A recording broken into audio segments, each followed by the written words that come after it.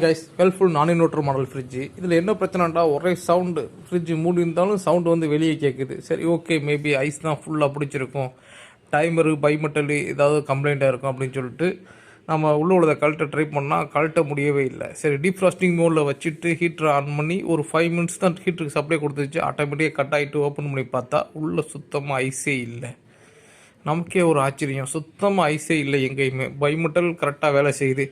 ஹீட்டிங்கு supply கொடுத்துட்டு ஒரு 5 மினிட்ஸில் வந்து கட் பண்ணி கொடுத்துருச்சு. கட் பண்ணிவிட்டு நார்மல் மோடுக்கு வந்துருச்சு, கம்ப்ரஸரே ஆன் பண்ணி விட்டுருச்சு. அப்போ என்னடா பிரச்சனை இருக்குதுன்னு பார்த்தா,